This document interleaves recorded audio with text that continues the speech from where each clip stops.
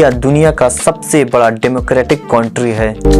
India is the world's biggest democracy.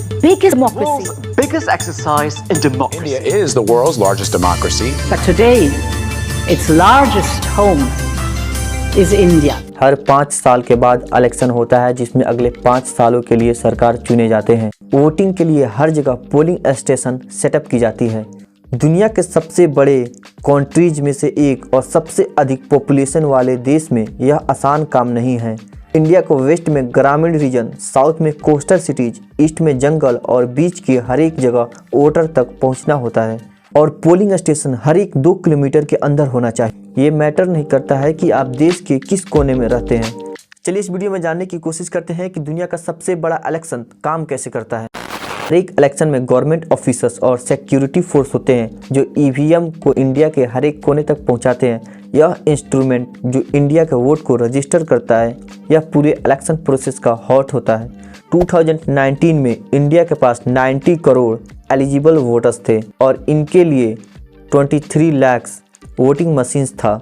In machines को India के हर एक वोटर्स तक पहुंचाना एक कॉम्प्लिकेटेड टास्क होता है। इस प्रोसेस में 1.1 करोड़ इलेक्शन वर्कर्स लगते हैं जो एक पोलिंग स्टेशन से दूसरे पोलिंग स्टेशन पर शहरों से ग्रामीण इलाकों में जाते हैं जहां इंडिया के अधिकांश लोग रहते हैं। इसलिए इंडिया का इलेक्शन का कोई एक सिंगल डेट नहीं होता है या कई हफ्तों में होता है। इलेक्शन वाले दिन वोटर्स जब वोट डालकर वापस आते हैं तो यहीं पर वोटर्स का काम खत्म हो जाता है, लेकिन इलेक्शन वर्कर्स के लिए यह तो सिर्फ शुरुआत होता है।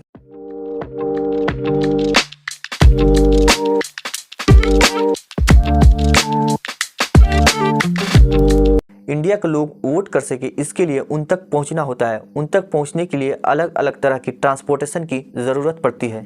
Helicopters, train, camel, cycle, bike, car, boat. Northern state के जंगलों में इलेक्शन ऑफिसर्स वोटिंग मशीन्स को लेकर रिमोट टाउन तक पहुंचने में एलिफेंट का यूज करते हैं। हिमालय के इलाकों में ईवीएम को लेकर जाने के लिए घंटों तक हाइक किया जाता है। इंडिया के इलेक्शंस को जो इतना इम्प्रेसिव बनाता है वह यह नहीं है कि इलेक्शन वर्कर्स इतने बड़े कंट्री में हर किसी के पास कैसे पहुंचते हैं। यह तो सिर्फ बैटल का आधा हिस्सा है। एक चैलेंज जो शुरुआत से ही इंडियन इलेक्शन का हिस्सा रही है। इंडिया में 22 ऑफिशियल लैंग्वेजेज और 100 डायलेक्ट्स हैं।